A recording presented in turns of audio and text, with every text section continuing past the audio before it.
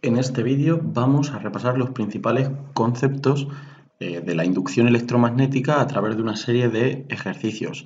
Recordemos que la inducción electromagnética es el fenómeno por el cual cuando a través de un circuito cerrado que cubre una cierta superficie S, que la indicamos con un vector perpendicular a dicha superficie, se origina una cierta intensidad de corriente, de repente comienza a fluir la carga por el hecho de una variación de flujo magnético. El flujo magnético lo definimos en general como la integral de superficie del campo magnético a lo largo de una superficie cerrada, pero habitualmente, como vamos a trabajar con campos uniformes, es decir, que apuntan en la misma dirección y tienen la misma intensidad en todo el espacio, el campo sale fuera de la integral y lo que nos queda es simplemente B por S, esto es como producto escalar, por tanto lo podemos expresar como el producto de los módulos por el coseno del ángulo que forman ambos vectores. Por ejemplo, si B apuntase en esta dirección, el ángulo alfa sería este de aquí.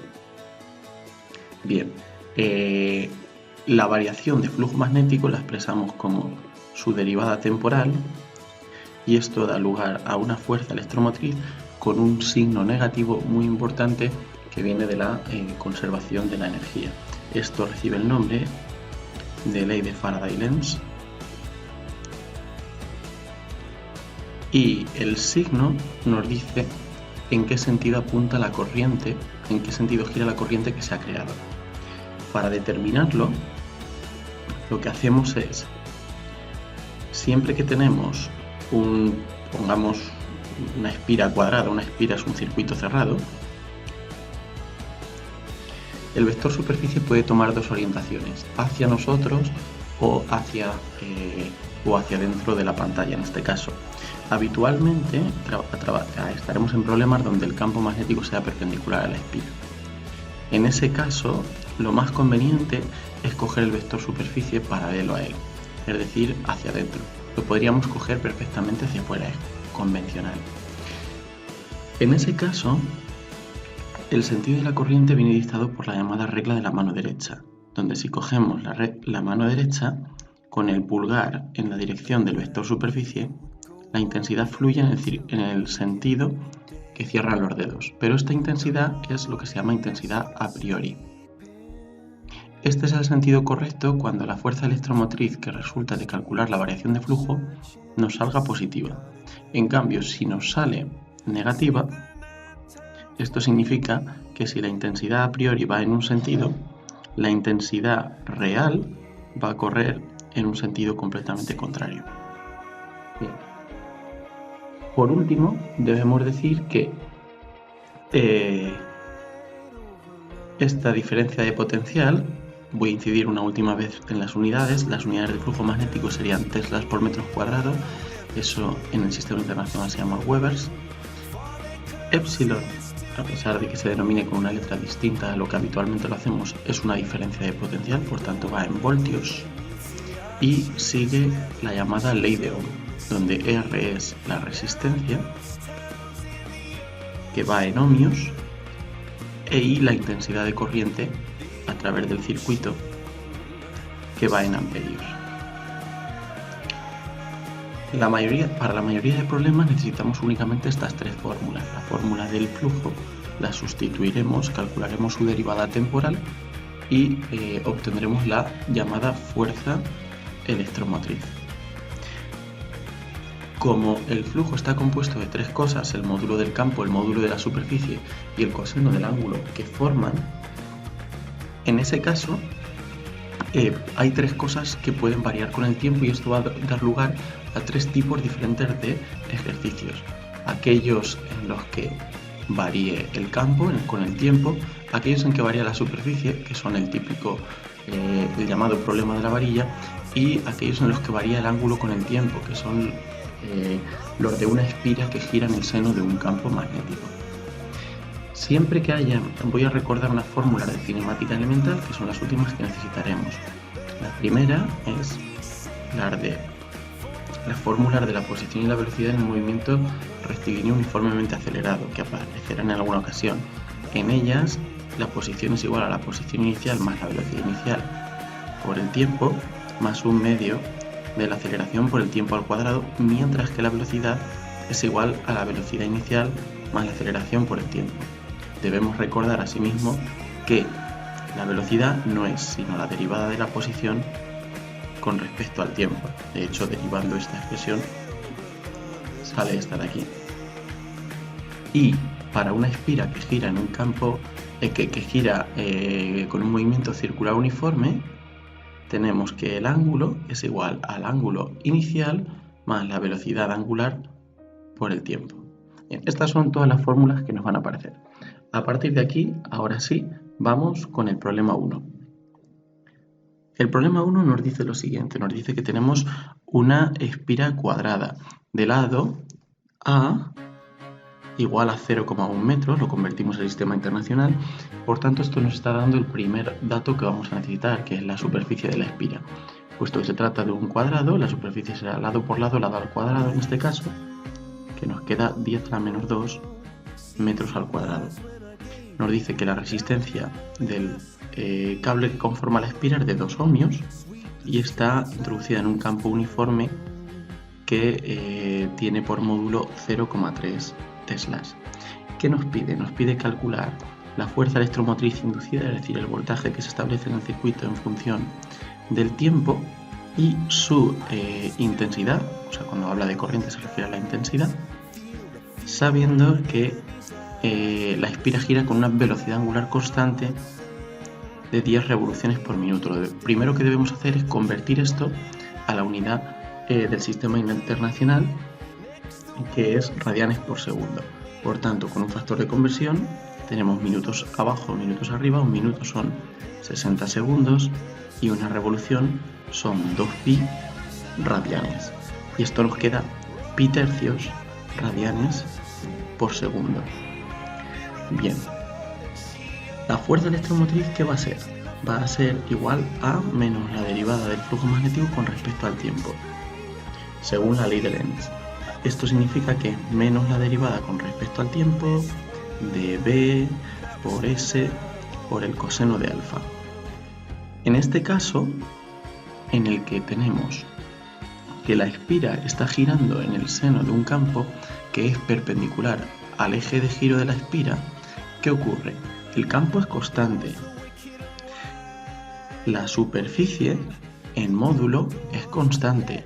Lo que está variando al girar la espira en esta dirección es que el vector superficie que es perpendicular a la espira, al girar la espira se va moviendo, va rotando y va cambiando su ángulo con respecto al vector campo magnético que es fijo.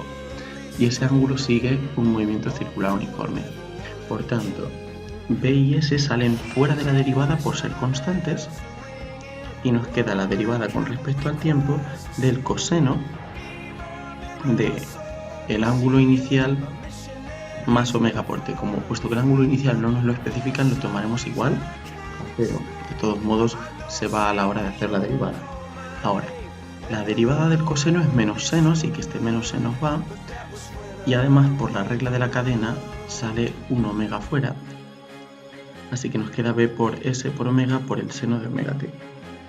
Esto es típico, en una espira que gira produce una fuerza electromotriz y una corriente que es alterna, que sigue un seno en el tiempo. Ahora sustituimos datos, el campo es 0,3, la superficie 10 a la menor 2 y omega nos ha salido que era pi tercios. Por pi tercios por el seno de pi tercios t, o simplificando, 10 a la menos 3 pi por el seno de pi tercios por t en voltios.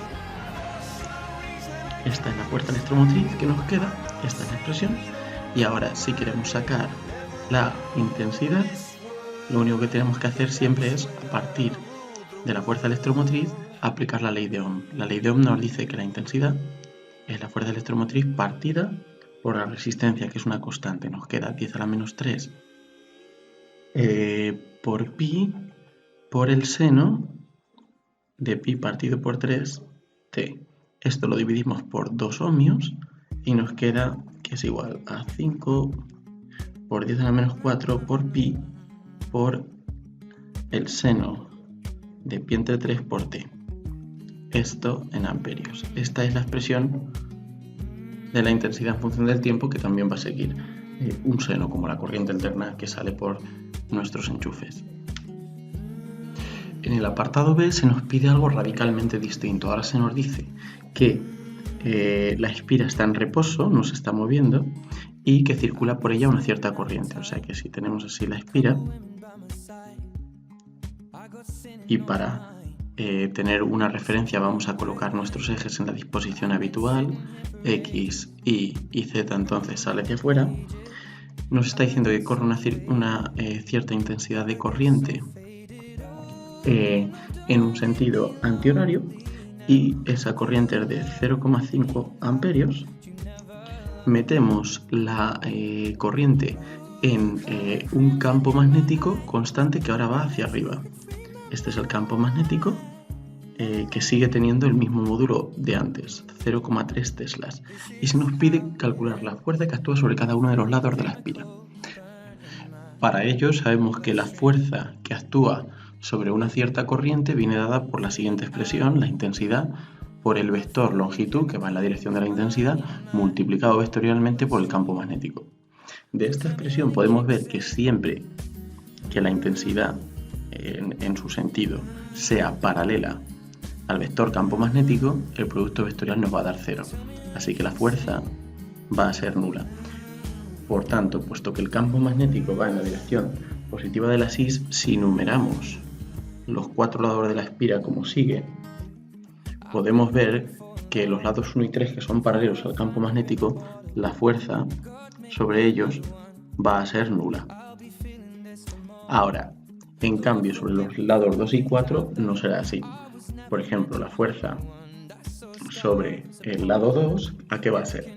Va a ser, sacamos el módulo y multiplicamos los vectores unitarios después.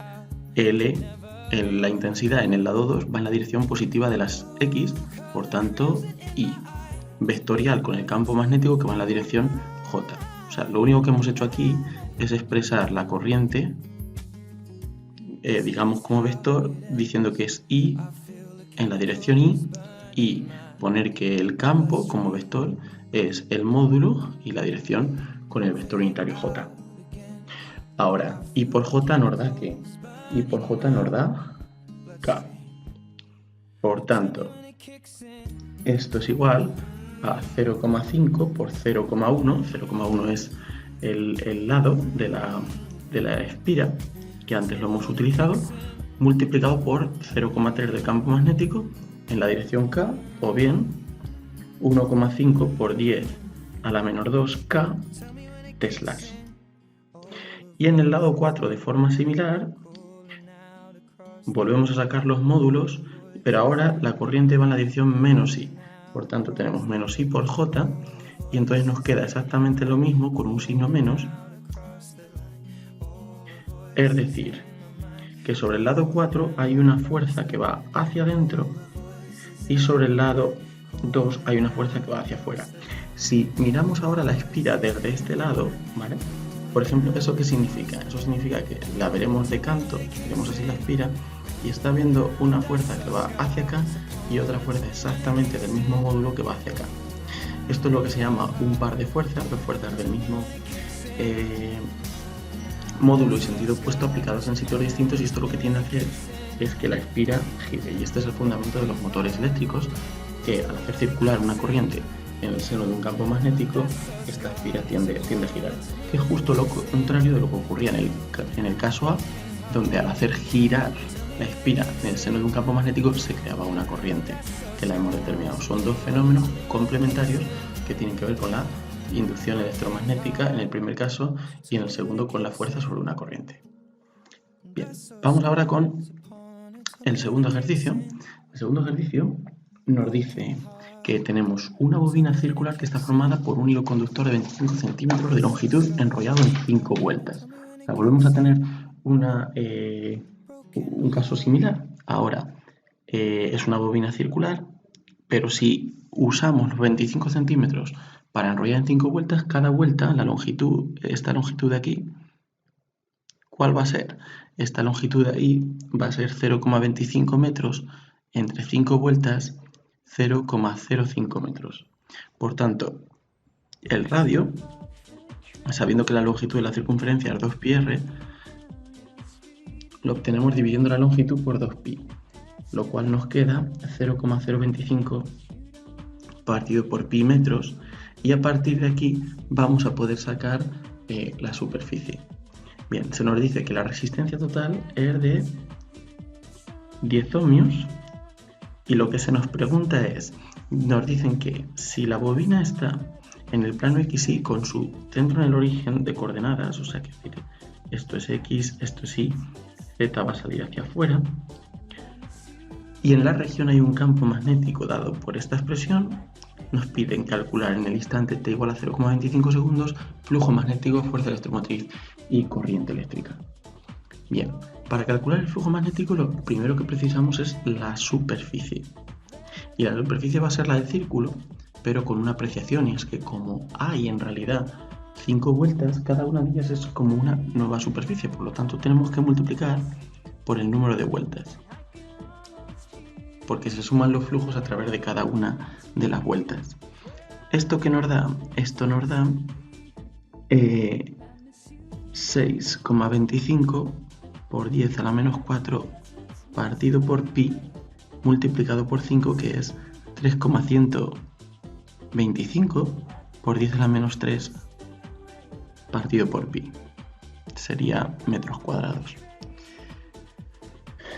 Vemos que B nos lo dan en forma vectorial, ¿vale? El vector B, tal y como nos lo dan, y teniendo en cuenta que nos lo dan en militeslas, es decir, que cada una de las componentes hay que multiplicarlas por 10 a la menos 3, viene dada por 10 a la menos 3 seno de pi t, la componente I no está, no hay nada con vector unitario j, y luego tengo 10 a la menos 3 coseno de pi por t, que esto está en teslas. Puesto que tengo el vector con varias componentes que son no nulas, calcular el ángulo entre los dos vectores es bastante complicado. Esto lo que nos está diciendo es que es mucho más fácil calcular el producto escalar componente a componente que sacando el ángulo. Así que el vector superficie puedo cogerlo hacia adentro o hacia afuera. O sea, siempre perpendicular al plano XY, lo voy a coger hacia afuera, el vector superficie. Y en ese caso tengo que la componente X es 0, la Y es 0 porque va en la dirección positiva de las z, y en la dirección de las z pongo el módulo del vector, que es 3,125 por 10 a la menos 3 partido por pi. Esto en metros cuadrados. Y ahora calculo flujo magnético. Pues es simplemente producto escalar de B por S. Primera por primera me da 0, segunda por segunda me da 0, y tercera por tercera nos da que es 10 a la menos 3 coseno de pi t multiplicado por 3,125 por 10 a la menos 3 partido por pi, o sea 3,125 por 10 a la menos 6 partido por pi por el coseno de pi por t, esto expresado en Webers. O sea, el flujo va describiendo un coseno, va cambiando conforme con el tiempo de forma sinusoidal. Ahora, cuando t es igual a 0,25 segundos, simplemente tenemos que sustituir. Y aquí es importantísimo recalcar que la calculadora debe estar en modo rad, puesto que lo que expresamos dentro del coseno, la velocidad angular, estaba en radianes por segundo. Por tanto, al hacerlo nos queda 7,035 por 10 a la menos 7 Webers. Y este es el apartado A. Ahora vamos con el B. Ahora se nos pide la fuerza electromotriz. Pues de acuerdo con la ley de Faraday-Lenz, la fuerza electromotriz, el voltaje que aparece en el circuito, tiene que ver con menos la variación del flujo magnético con respecto al tiempo. Y tenemos que derivar esta expresión de aquí, que la tenemos en función del tiempo. Siempre derivar antes de sustituir, porque si sustituimos y luego derivamos, estaremos derivando una constante y nos quedará 0, que no tiene sentido. Por tanto, la derivada del coseno es menos seno, sale además un pi multiplicando por la regla de la cadena y nos queda que esto es menos 3,125 por 10 a la menos 6 por el seno de pi por t. Y en el instante t igual a 0,25 segundos, ¿qué nos queda? Nos queda menos 2,2095 por 10 a la menos 6, ¿qué? Voltios, puesto que se trata de una diferencia de potencial. Ahora, aplicando la ley de Ohm, para este instante concreto sabemos la fuerza electromotriz, sabemos también la resistencia, pues ya tenemos la intensidad. La intensidad nos queda menos 2,295 por 10 a la menos 6 partido por 10, que es menos 2,295 por 10 a la menos 7 amperios. La intensidad, digamos, en valor absoluto vale esto, y este signo lo que nos está indicando es el sentido de la corriente, que va en sentido contrario al que indicaría la regla de la mano derecha a priori.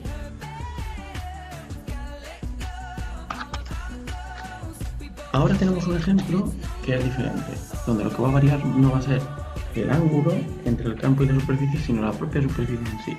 Este es el famoso problema de la varilla,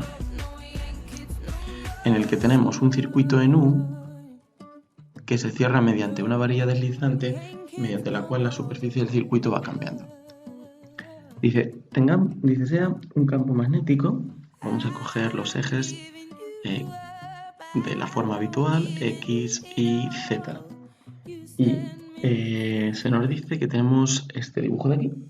El campo magnético va en la dirección negativa del eje Z con un módulo constante, y tenemos esto, una espira en la que A vale 1 metro, A es el valor inicial de la distancia entre este punto y la varilla, que llamaremos X.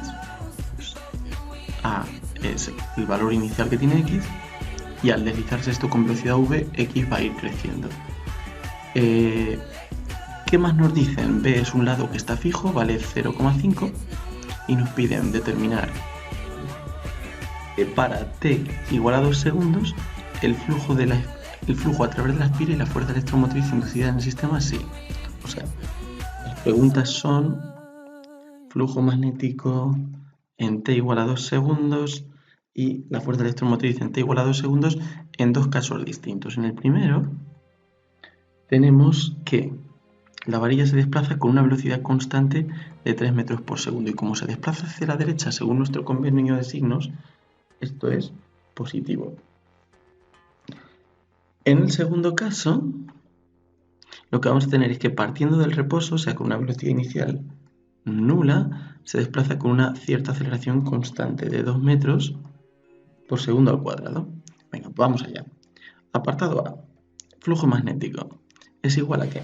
Es igual al campo, módulo del campo por módulo de la superficie por el coseno del ángulo que forman. Pero siempre que el campo sea perpendicular a la superficie, puesto que el vector superficie también es perpendicular a la propia superficie, podemos coger el vector superficie de modo que ambos sean paralelos. Y esto va a seguir siendo así independientemente de que la varilla deslice. Por tanto, como B y S son paralelos, el coseno de alfa es 1 y ya nos olvidamos de él. Ahora, ¿cuánto vale la superficie? La superficie la de un rectángulo, va a ser altura por la base, B por X. O sea que vamos a tener B por X. En cambio, la fuerza electromotriz va a ser menos la derivada del flujo magnético con respecto al tiempo. B y B ambos son fijos, por tanto salen fuera de la derivada y nos queda la derivada de X con respecto al tiempo, que no es otra cosa que la velocidad. Por tanto, en el apartado A, ¿qué tenemos? Tenemos que X es igual a X sub 0 más la velocidad por el tiempo, porque se trata de un movimiento rectilíneo uniforme, no hay aceleración, toda la parte de la aceleración en la fórmula que hemos visto antes desaparece.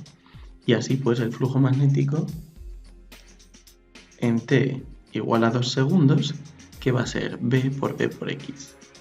O sea, el campo vale 0,3, el lado vale 0,5 y x, ¿qué va a ser? Es x sub 0 más v por t. X sub 0 era 1 metro, más la velocidad, que es 3 metros por segundo, multiplicada por el tiempo. Esto es x sub 0, v, t, b y el lado, la longitud de la varilla b. O sea que esto nos da 1,05 Webers. En cuanto a la fuerza electromotriz, tenemos que es menos b por v, o sea menos 0,3 por 0,5 del lado por la velocidad, que es constante, que vale 3, y esto nos queda menos 0,45 voltios, donde menos indica el sentido de la corriente. Ahora, en el apartado B, ¿qué vamos a tener? En este caso hay aceleración. Las fórmulas del MRU nos dicen que x es igual a x sub 0 más v sub 0 por t, más un medio de la aceleración por t al cuadrado. X sub 0 lo tenemos que es 1, parte del reposo, así que esto es 0. Y la velocidad viene dada por la velocidad inicial, que es nula, más la aceleración por el tiempo.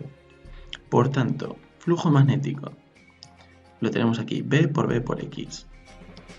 Nos queda 0,3, todo esto a los 2 segundos, por 0,5, que es la longitud de este lado, multiplicado por el valor de la x. ¿Y x qué va a ser? Va a ser x sub 0, que vale 1, más un medio por la aceleración, que vale 2, y por el tiempo, que es 2 al cuadrado. Y esto nos da 0,75 Webers. Y por otra parte, la fuerza electromotriz, que era menos b por v, no hace falta derivarlo siempre, lo hemos derivado al principio de la fórmula, ya la podemos aplicar siempre. Nos queda menos 0,3 del campo magnético por 0,5 de la longitud del lado, multiplicado por la velocidad, que viene dada por aceleración multiplicada por tiempo. En este caso ambos valen 2, y la fuerza electromotriz nos queda menos 0,6 voltios, donde de nuevo el signo solo nos está indicando el sentido en el que fluye la corriente dentro del circuito.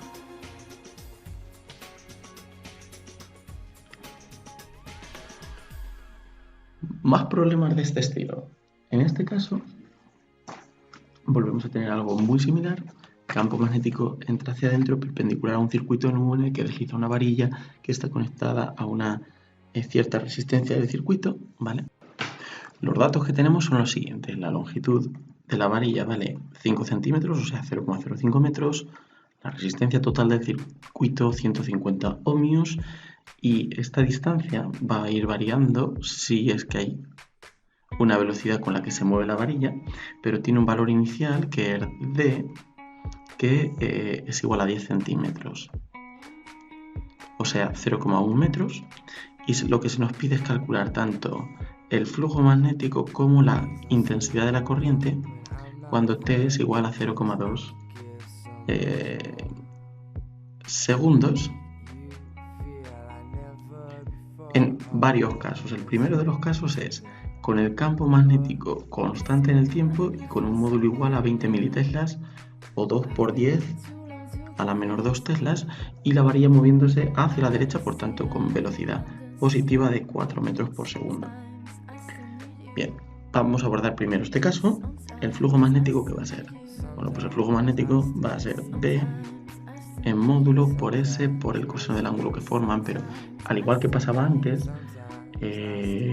esta superficie es perpendicular al campo magnético. Cogemos el vector superficie entonces paralelo al campo magnético, ya que tiene que ser perpendicular a la propia superficie. Entonces, el coseno de alfa, que no va a cambiar con el tiempo aunque se mueva la varilla, va a ser siempre 1, lo podemos eliminar de esta expresión.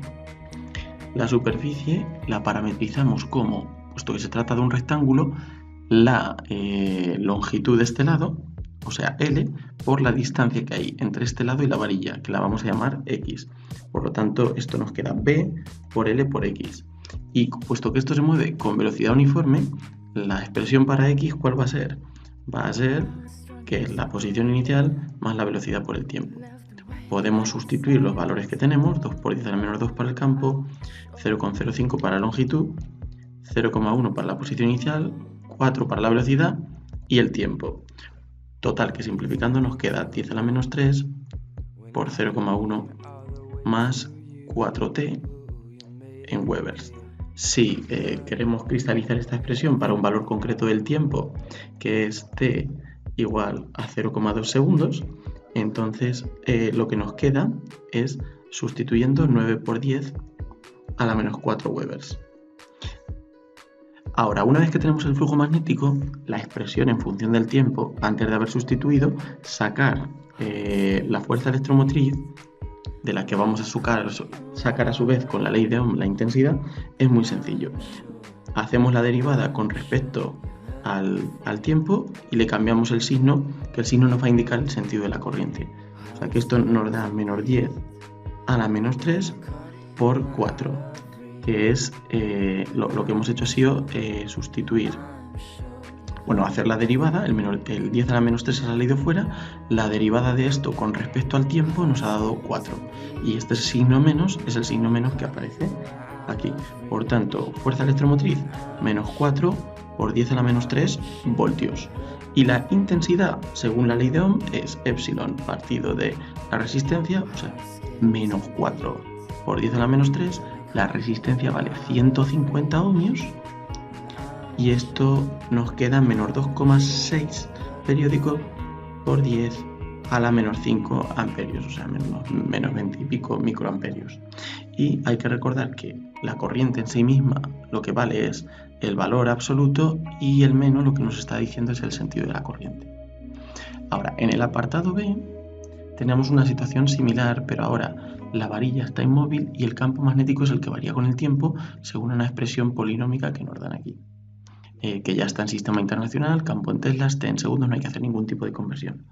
Bueno, en ese caso, ¿el flujo magnético qué va a ser? El flujo magnético es el campo por la superficie por el coseno del ángulo que forman. El coseno del ángulo que forman siempre hemos dicho que era 1. Ahora, la superficie va a permanecer fija, mientras que el campo magnético viene dado por 5t al cubo. Y la superficie ahora va a ser el lado de la varilla, 0,05 por la distancia inicial que hay aquí, que permanece fija. Ahora el valor de la X permanece fijo a 10 centímetros, a 0,1 metros. Y esto lo que nos da es 0,025 t al cubo expresado en Webers, que es la unidad del Sistema Internacional de Flujo Magnético. Una vez que tenemos esto en función del tiempo, concretamos para el tiempo que nos piden, que es 0,2 segundos, y esto nos queda 0,025 por 0,2 al cubo y nos queda 2 por 10 a la menos 4 Webers. A partir de la expresión del flujo magnético en función del tiempo, simplemente derivando obtenemos, como habitualmente, la fuerza electromotriz. En nuestro esquema habitual es flujo. Sacando la derivada cambiado de signo, obtenemos epsilon. Y dividiendo por la resistencia sacamos la intensidad. Siempre el mismo esquema. Por tanto, esto que nos queda, el 0,025 sale fuera de la derivada. Y ahora nos queda la derivada con respecto al tiempo de t al cubo, que sabemos que es 3t al cuadrado. Y esto nos queda menos 0,075 por t al cuadrado en voltios. Por tanto, si sustituimos ahora el tiempo que nos han dado, tenemos menos 0,075 por 0,2 al cuadrado, que nos queda menos 3 por 10 a la menos 3 voltios, menos 3 milivoltios. El signo indica el sentido de la corriente y la intensidad, finalmente con la ley de Ohm, es simplemente dividir por la resistencia y en este caso nos queda menos 2 por 10 a la menos 5 amperios.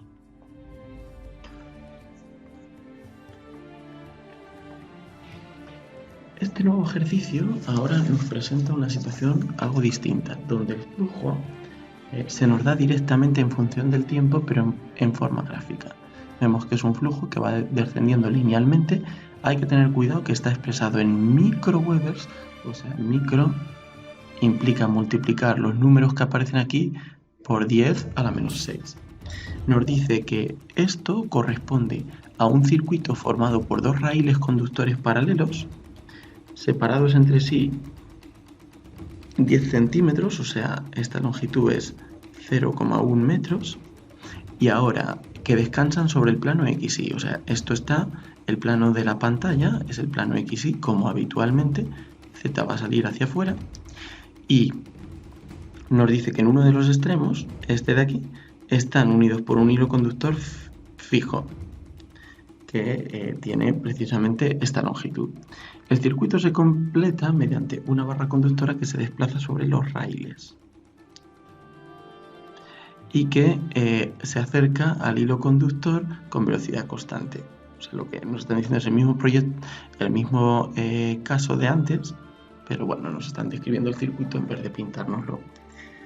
Y ahora nos dice que a partir de esta información determinemos por una parte la fuerza electromotriz inducida en el circuito y por otra parte la velocidad de la barra, sabiendo que esto está inmerso en el seno de un campo magnético constante que sale en la dirección del eje Z y que tiene por módulo 200 militeslas, o lo que es lo mismo 2 por 10 a la menos 4 teslas. Bueno, dicho sea esto, vamos con el apartado A. En el apartado A, ¿qué tenemos? Tenemos que la fuerza electromotriz siempre nos la da la derivada del flujo magnético con respecto al tiempo cambiado de signo. Ahora, puesto que la derivada lo que nos indica es la pendiente en el caso de una recta, y solo en el caso de una recta, la pendiente es constante. Y la podemos averiguar directamente haciendo la variación en el eje Y de la cantidad del eje Y partido por la variación de la cantidad que hay en el eje X. O sea, la cantidad del eje Y al final menos al principio, la cantidad que hay en el eje X al final menos el principio. En este caso, en el eje Y lo que tenemos es al final, la Y del punto final es un 0 y al principio vale 12 por 10 a la menos 6 webers, mientras que en el eje X la cantidad final vale 60 segundos y al principio valía 0. En este punto de aquí, este es el punto inicial y este es el punto final. Este de aquí nos da menos 2 por 10 a la menos 7, que serían webers partido por segundo, pero eso nosotros ya sabemos que es epsilon, que va en voltios. Ahora, epsilon, ¿qué va a ser? Va a ser esta derivada que hemos calculado cambiada de signo, o sea, 2 por 10 a la menos 7 voltios. Bien, ¿cómo podríamos haberlo hecho también? Bueno, podríamos haber sacado la función que nos da el flujo magnético en función del tiempo y derivarla. Puesto que es una recta, tendremos que es el valor inicial, la ordenada en el origen, que es 12 por 10 a la menos 6, más la pendiente, que la tenemos aquí, menos 2 por 10 a la menos 7, multiplicado por el tiempo. Al derivar esto en función del tiempo nos da precisamente esto de aquí, la pendiente. Bien, una vez que tenemos la fuerza electromotriz, se nos pide calcular la velocidad de la barra. Bueno, pues vamos a ver cómo podemos relacionar esta epsilon con la velocidad. ¿Qué tenemos? Tenemos que la fuerza electromotriz es menos la derivada del flujo magnético con respecto al tiempo, y el flujo magnético incluye, como ya hemos dicho, tres cosas: el módulo del campo, la superficie y el coseno del ángulo que forman. Igual que ocurre antes, podemos coger el vector superficie que vaya paralelo al campo magnético y entonces esta cantidad siempre vale 1. El campo magnético es fijo, sale fuera de la derivada, nos queda la derivada de la superficie en función del tiempo, y como la superficie vuelve a ser este lado de aquí, L por X, L sale fuera por ser fijo y nos queda la derivada de X en función de T, que es la velocidad, o sea, menos B por L por la velocidad. Por tanto, Ya tenemos esta ecuación, epsilon igual a menos b por L por V, y lo que nos queda que es, sustituyendo epsilon vale 2 por 10 a la menos 7, lo tenemos aquí, menos 2 por 10 a la menos 4, que es el campo, L vale 0,1, la longitud de la varilla, y la velocidad. Despejando la varilla nos queda menos 2 por 10 a la menos 7, partido de 2 por 10 a la menos 4 por 0,1, que es igual a menos 0,01 metros por segundo. Este menos lo que nos está diciendo es que efectivamente la varilla se desplaza hacia la izquierda. Muy bien, pues ya hemos resuelto también este problema de aquí. Vamos con más cosas diferentes. Ahora lo que vamos a tener es un campo magnético variable en el tiempo con una forma cosenoidal. Ahí tenemos esta expresión para el campo en función del tiempo dada en teslas. ¿Y qué nos dice? Nos dice que el campo magnético forma un ángulo de 30 grados con la normal al plano de una bobina formada por 10 espiras. O sea que si esta es la bobina, pongamos, la vamos a poner en el plano, como siempre, X, Y. Esto es el Z que sale de fuera. Si la miramos desde arriba, lo que vemos evidentemente es una línea como esta. El vector superficie lo podemos coger, por ejemplo, yendo hacia adentro. O sea que va a ir hacia acá, según la dirección perpendicular o normal. La normal al plano de la espira, este es el plano de la espira, la dirección normal es esta, y nos dice que el campo magnético forma un ángulo de 30 grados con esta normal. O sea que el campo magnético va tal que así, y este ángulo es de 30 grados, pero ese ángulo es precisamente el ángulo que hay entre el vector B y el vector S. O sea que ya tenemos el ángulo que aparece en la fórmula del flujo. Nos dice que tenemos 10 espiras con un radio de 5 centímetros, o sea de 0,05 metros, y por tanto la superficie que vamos a tener que considerar es la del círculo, pi por r cuadrado, pi por 0,05 al cuadrado, y multiplicada por el número de espiras, porque es como si hubiera 10 superficies independientes. Y esto nos queda 0,025 pi metros cuadrados. La resistencia total, que no hay que confundirse, radio con resistencia, pero bueno, se ve por las unidades, es 100 ohmios. Y ahora lo que se nos pide calcular, ¿qué es? Es por una parte el flujo magnético en función del tiempo y por otra parte la fuerza electromotriz a los 2 segundos y la intensidad de corriente en ese mismo instante. Venga, vamos allá. Para el apartado A sabemos que el flujo magnético es B por S por el coseno de alfa. En este caso, B, ¿cuánto nos vale? B vale toda esta expresión de aquí, 2 por el coseno de 3pi t menos pi cuartos multiplicado por la superficie, 0,025 pi, por el coseno de 30 grados. Y esto nos queda que es igual, puesto que el coseno de 30 grados es raíz de 3 partido de 2, haciendo alguna simplificación, raíz de 3 partido, por pi partido de 40 por el coseno de 3 pi t menos pi cuartos. Esto va en Webers, unidad del flujo en sistema internacional. Ahora, esto es el flujo en función del tiempo, esta expresión de aquí. La podríamos también dar en valores numéricos, y en el B, para hallar la fuerza electromotriz, derivamos con respecto al tiempo y cambiamos el signo. La derivada del coseno es menos el seno, y este 3pi va a salir además multiplicando fuera por la regla de la cadena. Eso lo que nos da es que esto nos queda raíz de 3pi partido por 40 por el 3pi que decíamos que salía fuera por el seno de 3pi t menos pi cuartos. Y eso es igual a 3 raíz de 3 partido por 40 por pi cuadrado y por este seno de aquí. Muy bien. Ahora, para darlo a los 2 segundos, simplemente hay que sustituir y lo que nos queda es 3 raíz de 3 partido por 40 por pi cuadrado, todo esto de aquí, por el seno de 6pi menos pi cuartos, o sea 5,75 pi, y aquí hay que tener muchísimo cuidado en poner la calculadora, como ya hemos dicho antes, en modo RAN. Y esto nos queda menos 0,906 voltios, el signo menos indica el sentido de la corriente en ese instante concreto. La intensidad, ahora pues, la hallamos con la ley de Ohm, dividiendo por la resistencia. Y esto nos queda menos 0,906 partido por 100 ohmios, o sea, menos 9,06 por 10 a la menos 3 amperios, o sea, unos 9 miliamperios.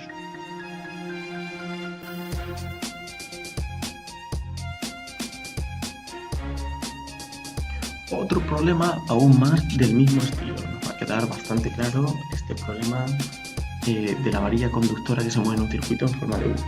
Ahora nos va a hacer trabajar con letras y sobre todo lo que es importante es que nos va a pedir dos cosas diferentes. Una es el sentido de la corriente y otra es la fuerza externa sobre la varilla. O sea que este problema es bastante instructivo. También para entender la ley de Faraday-Lenz y lo que significa. Bien, ¿qué tenemos? Tenemos una varilla de longitud L, o sea que este lado vale aquí L. Este lado de aquí, el móvil, siempre le llamaremos X porque va cambiando. Y está en el seno de un campo uniforme que va hacia adentro. Cogemos nuestros ejes del modo habitual, X, Y y Z hacia afuera. Por tanto, nos pide calcular la intensidad de corriente que circula por el circuito en términos de estos valores. Para intensidad de corriente siempre calculamos primero flujo. El flujo va a ser B por S por el coseno de alfa, pero si cogemos S en la misma dirección que el campo, el coseno de alfa valdrá 1 y nos podremos olvidar de él. Y ahora S lo vamos a poner como lado por lado L por X. La fuerza electromotriz, ¿qué va a ser?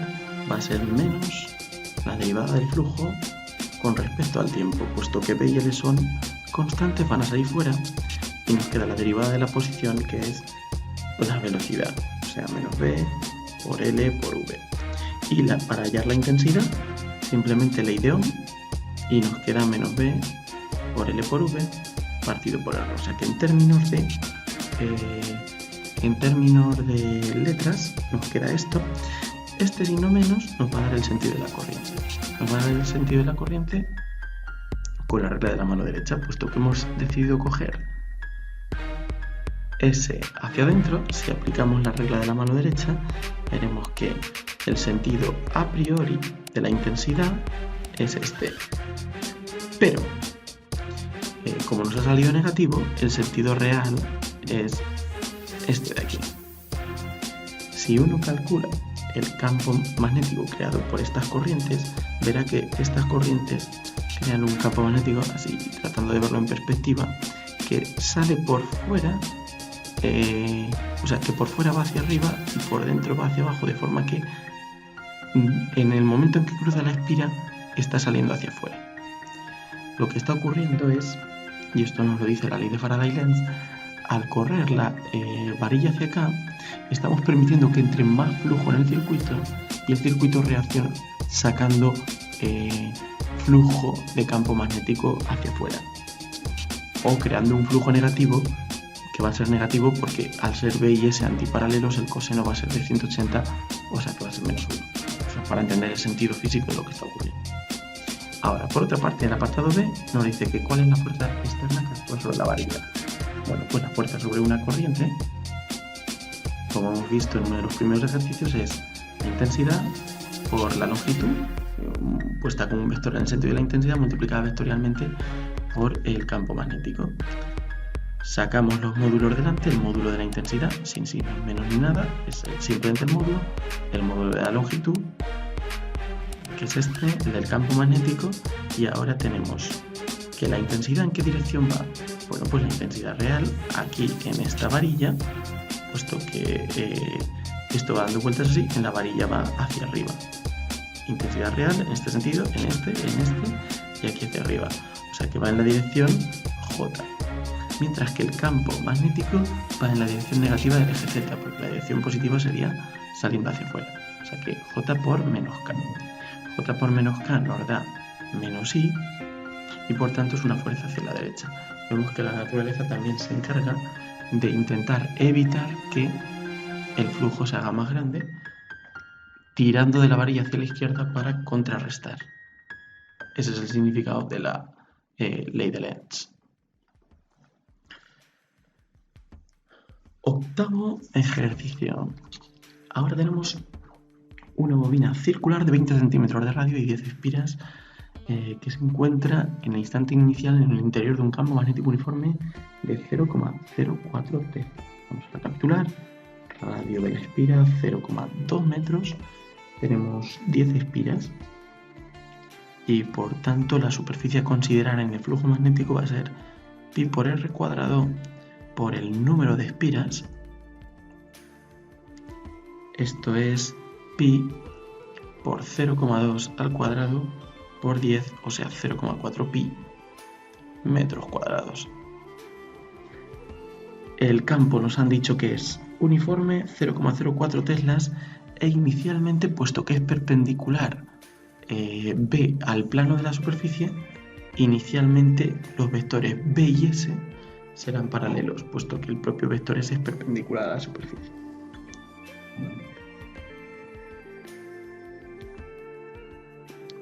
Ahora nos dice, calcula A, el flujo magnético máximo que atraviesa la bobina, y en el apartado B, la fuerza electromotriz inducida cuando t es igual a 0,1 segundos, sabiendo que la espira está girando con una velocidad angular constante de 120 RPM, que significa revoluciones por minuto. Esto lo tenemos que convertir evidentemente rápidamente a radianes por segundo, sabiendo que minutos arriba, minutos abajo, un minuto son 60 segundos y una revolución, que estaba arriba la pongo abajo, son 2 pi radianes, y esto nos queda 4 pi radianes por segundo. Bien, vamos con el apartado A. En el apartado A, ¿qué tenemos? Pues en el apartado A tenemos que el flujo magnético, ¿qué va a ser? El flujo magnético va a ser B por S por el coseno del ángulo que forme. ¿Y cuándo va a ser máximo? Bueno, B y S no cambian en módulo, lo que va cambiando es el ángulo. Y el flujo magnético va a ser máximo cuando el coseno tenga el valor máximo.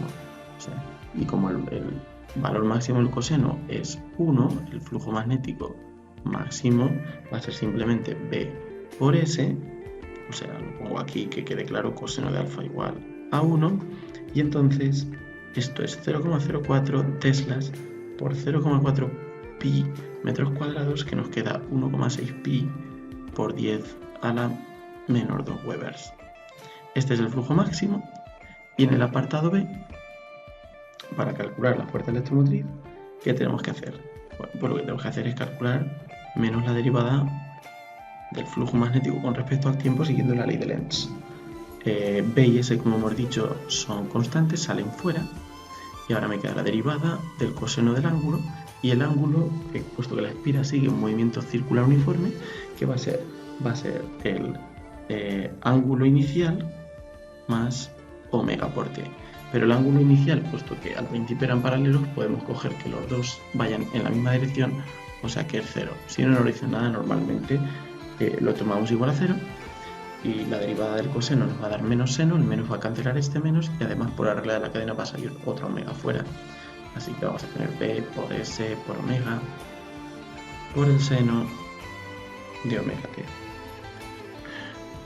En el caso específico en que t sea igual a 0,1 segundos, bueno, pues ¿qué nos queda? Sustituyendo el campo es 0,04 teslas, la superficie habíamos dicho 0,4 pi, omega vale 4 pi radianes por segundo, o sea que dentro tenemos el seno de 4 pi por 0,1, seno de 0,4 pi. Aquí es muy importante, una vez más, repetirlo, que para que nos dé el resultado correcto la calculadora tiene que estar en modo rad, y esto nos da aproximadamente 0,6 voltios Muy bien. Bueno, vamos ahora con un problema similar donde ahora la geometría nos ha cambiado. O sea, ahora tenemos una varilla que se desplaza sobre dos conductores, forman un circuito que es este triángulo de aquí. Está en el seno de un campo magnético perpendicular que va hacia adentro. Podemos coger como ejes los habituales, X, Y, Z sale hacia afuera. Pero ahora forman un triángulo donde este ángulo de aquí, alfa, vale 45 grados y esta varilla se desplaza con velocidad constante de 2,3 metros por segundo. Y lo que se nos está pidiendo es que si la varilla inicialmente está en esta posición de aquí y se va desplazando, y el valor del campo en módulo es de 0,5 teslas, queremos saber, por una parte, el valor de la fuerza electromotriz inducida a los 15 segundos y por otra parte, si la resistencia del circuito es de 5 ohmios, indicar la intensidad de corriente tanto en módulo como en sentido. Bien, vamos a ver. En este caso, ¿qué tenemos siempre? Para calcularla, la fuerza electromotriz inducida, tenemos que ir a recurrir a la ley de Lenz.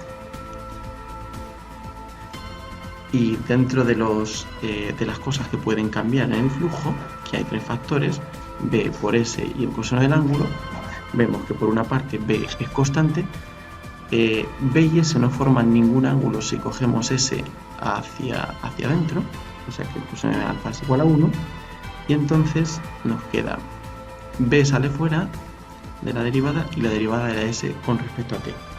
Pero ahora, a diferencia de antes que teníamos un circuito rectangular, ahora es un poco más complejo. ¿Cuál es la superficie del triángulo? Bueno, la superficie del triángulo que tenemos es este lado aquí, X, que va variando, y luego tenemos el lado vertical que llamaremos L. Pero no sabemos ninguno de los dos porque, claro, al ser esto triangular, conforme va variando X, va variando L. Lo que sabemos es que existe una relación trigonométrica entre ellas, que vamos a explotar. La superficie del triángulo va a ser base por altura partido por 2, pero ahora ponemos L en función de X, sabiendo que L partido por X es la tangente del ángulo. En este caso el ángulo es 45 grados y la tangente de 45 es 1, o sea que está claro que este lado es igual que este, que es lo que nos sale, L partido por X igual a 1, o sea L es igual a X, y en este caso sustituyendo, la superficie nos sale que es X cuadrado partido por 2. Nos queda poner X en función del tiempo. Como se trata de un movimiento rectilíneo uniforme, X es igual a la posición inicial, que la posición inicial, puesto que está aquí, vale 0, más la velocidad por el tiempo, no hay aceleración.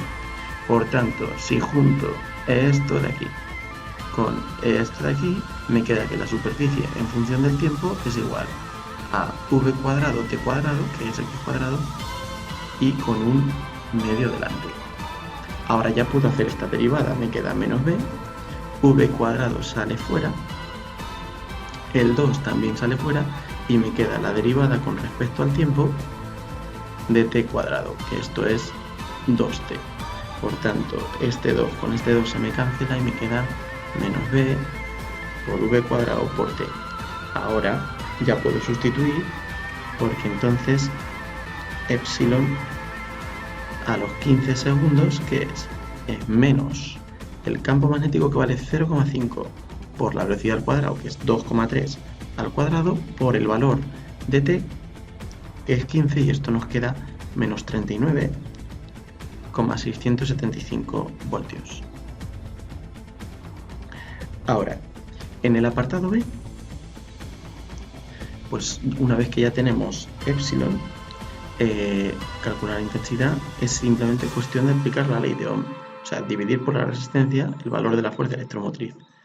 Puesto que la resistencia es de 5 ohmios, nos queda una corriente de menos 7,935 amperios. O sea, el módulo de la corriente es 7,935 y menos lo vamos a indicar, lo vamos a necesitar para el sentido.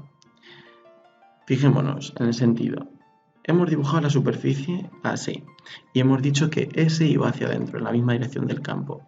Por tanto, usando la regla de la mano derecha, nos da que el sentido de la intensidad a priori es el de las agujas del reloj. Pero puesto que nos ha salido algo negativo, el sentido real de la corriente es este. O sea que, resumiendo, fluye una intensidad en este sentido con un valor igual a 7,935 amperios.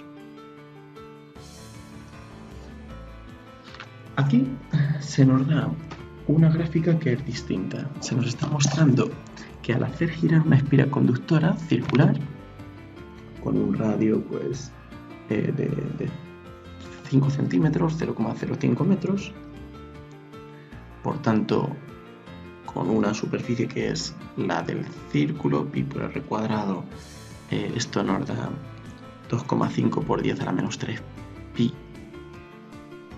en metros cuadrados, lo que obtenemos es una fuerza electromotriz en función del tiempo que ya hemos visto antes en varias ocasiones, que es sinusoidal, que es la base de la corriente alterna. Y ahora lo que se nos dice es, fijándonos en esta gráfica y sabiendo que tenemos el caso habitual, que es una espira de corriente que gira en torno a uno de sus diámetros y el campo magnético es perpendicular al diámetro que hace de eje, o sea, el caso habitual en el que B y el vector S forman un ángulo que va siguiendo un movimiento circular uniforme. Sabiendo esto, hay que sacar la frecuencia de giro de la espira y el valor de B y la expresión del flujo del campo magnético a través de la espira. Bueno, bien, vamos a ver, o sea, la fuerza electromotriz, ¿qué es? Pues, por enésima vez menos la derivada del flujo magnético con respecto al tiempo. Esto significa menos la derivada de B por S por el coseno del ángulo. En este caso, tanto la superficie de la espira como el módulo del campo son constantes, salen fuera, y hemos dicho que el ángulo lo podemos parametrizar como el ángulo inicial más omega por t.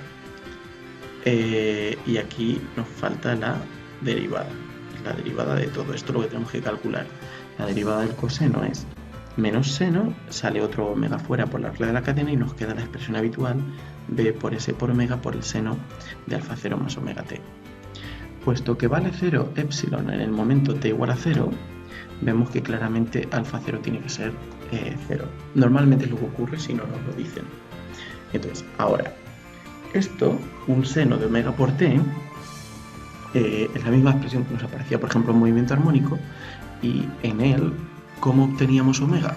Pues el periodo lo obteníamos en el eje temporal como el espacio entre dos máximos, esto vale t, que en este caso es 0,02 segundos, si uno se fija, y omega es directamente 2pi partido por el periodo, o sea, 2pi partido por 0,02, que es 100 pi radianes por segundo. Como nos piden la frecuencia, o sea, al pedirnos la frecuencia, lo que nos están diciendo es directamente el inverso del periodo, 1 partido por 0,02, que esto nos da 50 segundos a la menos 1 o 50 hercios, como lo queramos poner, que es la frecuencia habitual de la corriente alterna. Ahora, tenemos la frecuencia así, y nos piden sacar además el campo magnético. ¿De dónde vamos a sacar el campo magnético? Bueno, pues de ver un punto de la gráfica cualquiera o de darnos cuenta que esta amplitud de aquí es lo más fácil, corresponde a lo que hay delante del seno. ¿Por qué? Porque el valor máximo de epsilon, que va a tener lugar cuando el seno valga 1, esto ya ha ocurrido antes, lo hemos visto, seno de todo lo de dentro valga 1, ¿cuánto va a ser? B por S por omega, pero ¿cuánto vale epsilon en el máximo? 0,5 voltios. Así que 0,5 tiene que ser igual al campo magnético en módulo por la superficie, que la sabemos, 2,5 por 10 a la menos 3, pi, multiplicado por omega, que vale 100 pi.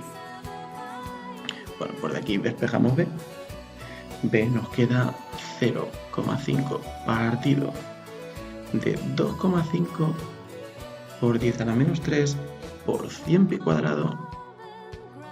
Ahí lo tenemos. Y esto es igual a 2 partido por pi cuadrado, que es aproximadamente 0,203 teslas. Muy bien, ya tenemos los dos valores que nos pedían y ahora nos dicen que pongamos la expresión del flujo magnético en función del tiempo. Bueno, pues el flujo magnético ya hemos dicho que era B por S por el coseno del ángulo, que hemos dicho que era omega por T. Bueno, pues ya solo nos queda sustituir. B era igual a 2 partido por pi cuadrado. S era 2,5 por 10 a la menos 3 por pi. Si uno no quiere trabajar con pi, lo sustituye por 3,14 la expresión aproximada y ya está. Y por el coseno de 100 pi, que es omega por t. Y esto, simplificándolo, nos queda 5 por 10 a la menos 3 partido de pi por el coseno de 100 pi por t. Todo esto en Webers o teslas partido por metro cuadrado. Ahora viene una serie de cuestiones teóricas que vale la pena analizar.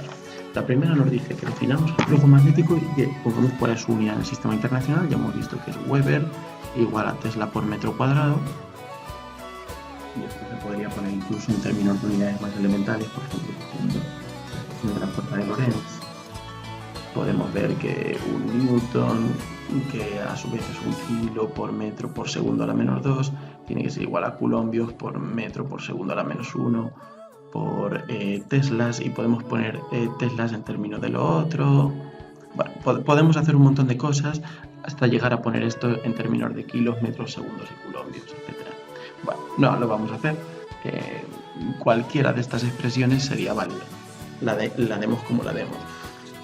Por ejemplo, antes nos ha salido, hemos visto que epsilon es menos la variación del flujo magnético con respecto al tiempo. De aquí hemos sacado que un voltio, por ejemplo, que es la unidad de epsilon, tiene que ser igual a Webers partido por segundo. Bueno, pues también nos valdría voltios por segundo como unidad. Cualquiera de estas combinaciones que saquemos, pero bueno, vale la pena recordar el Weber. Ahora, ¿qué es el flujo magnético? El flujo magnético es la integral de superficie a lo largo de una superficie cerrada, o sea, del campo magnético multiplicado escalarmente por el vector superficie, donde este producto escalar significa que lo siguiente: si tengo una superficie, aquí solo muestro una superficie abierta, pero tendría que ser una cerrada, la descompongo en trozos arbitrariamente pequeños, en el límite de ser tremendamente pequeños, cojo el vector superficie hacia afuera de esta superficie cerrada, y si el campo magnético va para acá, los multiplico escalarmente y sumo este producto escalar para todos los cuadraditos que tengo a lo largo de una superficie. Bien, me dicen, dice, una espira conductora plana se sitúa en el seno de un campo magnético uniforme B. ¿Para qué orientación de la espira el flujo magnético a través de ella es máximo? Bien. A ver, vamos a intentar entender un momento qué es el flujo. ¿El flujo por qué se llama flujo? Se llama flujo porque este producto escalar nos dice, por ejemplo, nos lo podemos imaginar como una manguera. Una manguera por la que sale un cierto fluido con una velocidad. ¿Vale? Y en vez de salir una velocidad, lo que sale es campo magnético. Por ejemplo, si yo tengo la superficie perpendicular a el fluido que sale, lo que ocurre es que el vector superficie es perpendicular a la superficie y B por S tienen el valor máximo porque el coseno de alfa es igual a 1. En cambio, si yo en lugar de poner esta superficie perpendicular, yo la superficie por la que cortase, por ejemplo, la cogiese haciendo un ángulo oblicuo, digamos, el agua que sale por la tubería, el flujo que sale es el mismo. Digamos que el campo magnético es el mismo, pero la superficie es mayor porque es oblicua. Sin embargo, esta superficie de aquí, ¿cuánto es? Pues esta nueva superficie, S', es precisamente la anterior partido por el coseno del ángulo que forma aquí. Esto se puede ver haciendo un poquito de mates. De forma que cuando hallo el flujo aquí, B por S por el coseno del ángulo con la nueva superficie, me queda el nuevo flujo, me queda lo mismo que el antiguo. El flujo es una medida que me dice cómo sale el campo magnético independientemente de cómo decida yo poner la superficie. Lo que está claro es que si yo la superficie, si la pongo, aquí la he puesto perpendicular o la he puesto oblicua, pero si cojo una superficie que sea paralela al campo magnético, una superficie que vaya así, y el campo magnético va justo así paralelo, el flujo va a ser cero porque el campo magnético no atraviesa esta superficie. Vamos a verlo con la fórmula. Tengo una espira y me dice, ¿cuándo el flujo va a ser cero?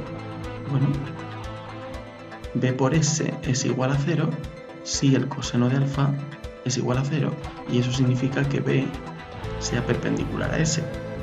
Pero B perpendicular a S, precisamente como S es perpendicular a esta superficie, lo que quiere decir es que B es paralelo a la espira, que es justo lo que habíamos dicho aquí. Si B es paralelo a la espira, tiene la misma dirección, no la atraviesa. Ahora, ¿cuándo va a ser máximo? B por S es máximo cuando el coseno de alfa sea 1, y esto se va a dar cuando los dos vectores vayan en la misma dirección. O sea, como nos ha ocurrido antes, que B vaya en la misma dirección que S. Pero esto, ¿cuándo va a ocurrir? Precisamente cuando B sea perpendicular al plano de la espira. Porque entonces todos los vectores B atraviesan la espira, fluyen por ella. Bueno, esto es una consideración para intentar entender algo más qué es el flujo magnético. Dos cuestiones más de teoría para pensar sobre el sentido de la corriente de la ley de Lenz.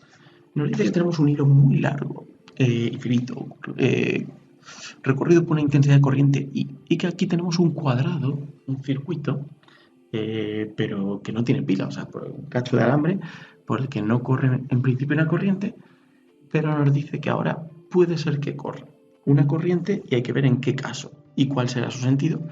En el caso A, si la velocidad de la espira es paralela a la intensidad de corriente, es decir, el caso A es la velocidad hacia acá y el caso B es que nos alejamos perpendicularmente. Bien, ¿por qué puede haber una corriente? Hay una corriente si hay que, para que haya una corriente tiene que haber una fuerza electromotriz, un voltaje. ¿Y cuándo habrá un voltaje? Cuando hay una variación de flujo. Pero para que haya una variación de flujo hay tres posibilidades. O hay una variación del campo magnético B, o hay una variación de la superficie, o hay una variación del ángulo que forman B y S. Pero, ¿qué campo magnético hay aquí? Bueno, el campo magnético que crea el hilo.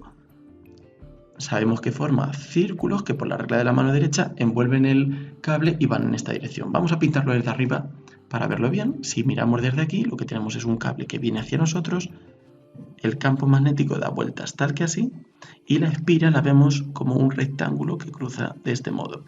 Total, que el campo magnético en este punto va en esta dirección. El campo magnético a lo largo de esta línea siempre va en esta dirección. O sea que entra siempre hacia adentro, si lo vemos desde esta perspectiva. ¿Y su módulo cuál va a ser? Pues si esta es la distancia R a la espira, el módulo viene dado por la ley de Ampère, que nos dice que conforme nos vamos alejando del cable vale menos.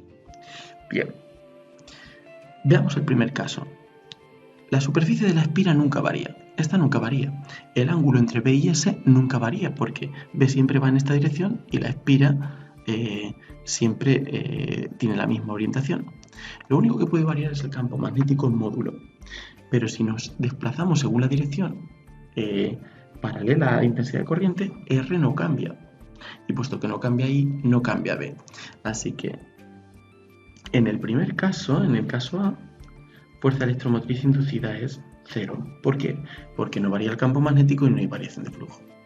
En el caso B, al contrario, ¿qué ocurre?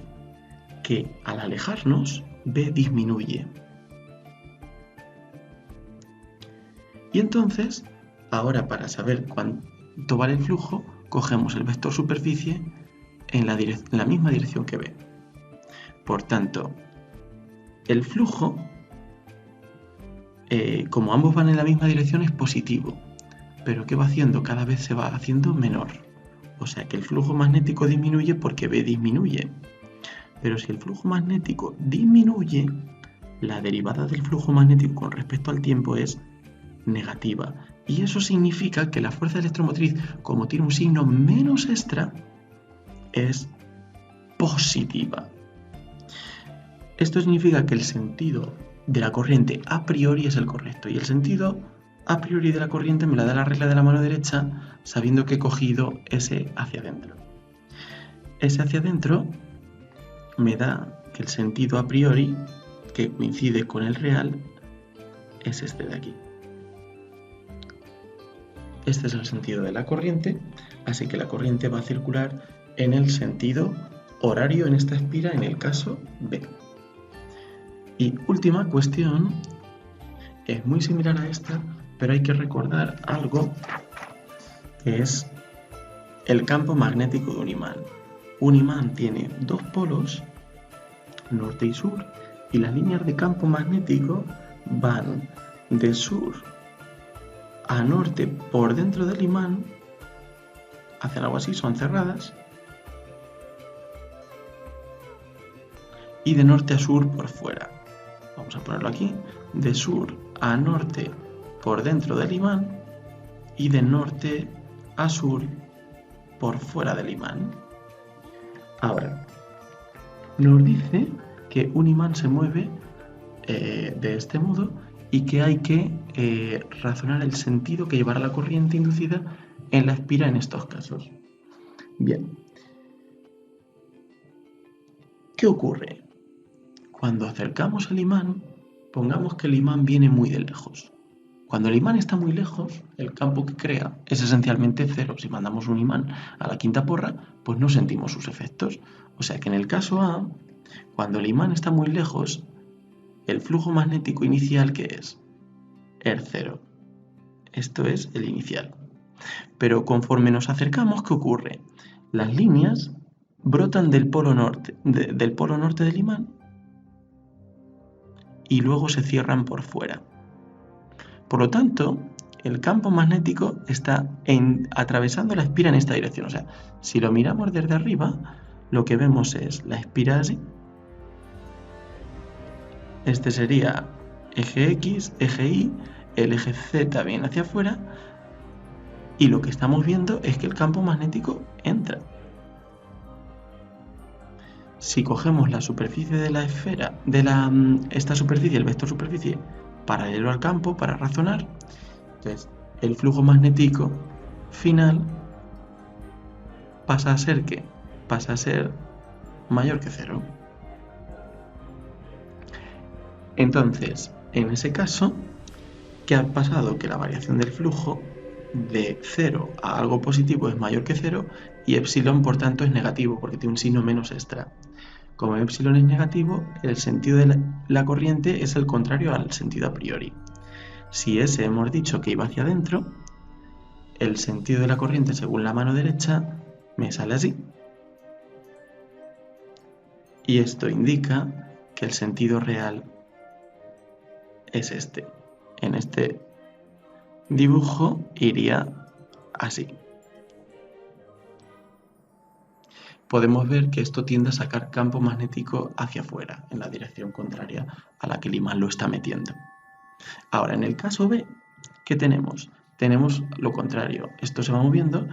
Al inicio, las líneas salen, o sea, entran por el sur, o sea, están entrando por aquí, como habíamos visto antes, y al final es cero.